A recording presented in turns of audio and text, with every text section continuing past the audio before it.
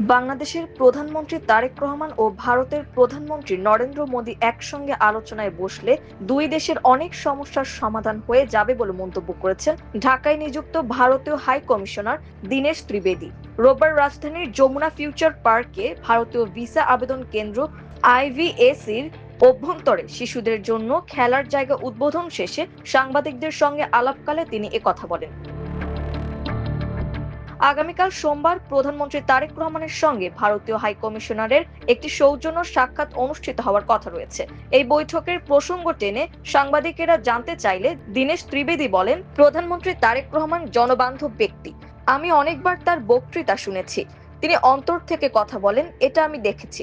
আমাদের প্রধানমন্ত্রী নরেন্দ্র মোদীও জনবান্ধব ব্যক্তি।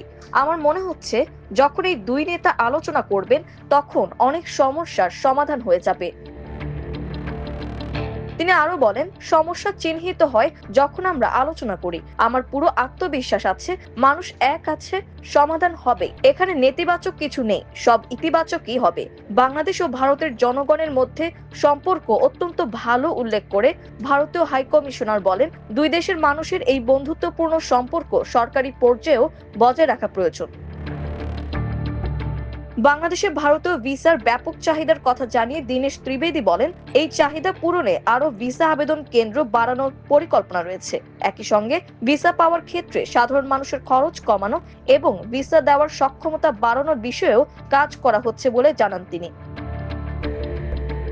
বাংলাদেশের মানুষের আচরণের প্রশংসা করে তিনি বলেন, বাংলাদেশের মানুষের আচরণ খুবই ভালো। দুই দেশের মানুষের মধ্যে সম্পর্ক ভালো। এই সম্পর্ক সরকারি পর্যায়েও বজায় রাখতে হবে। তিনি আশা প্রকাশ করেন, জনগণের মধ্যে বিদ্যমান বন্ধুত্বপূর্ণ সম্পর্কের ধারাবাহিকতা দুই দেশের সরকারি পর্যায়ের সম্পর্কেও ইতিবাচক প্রভাব ফেলবে। মাল্টিমিডিয়া ডেস্ক, আমার দেশ।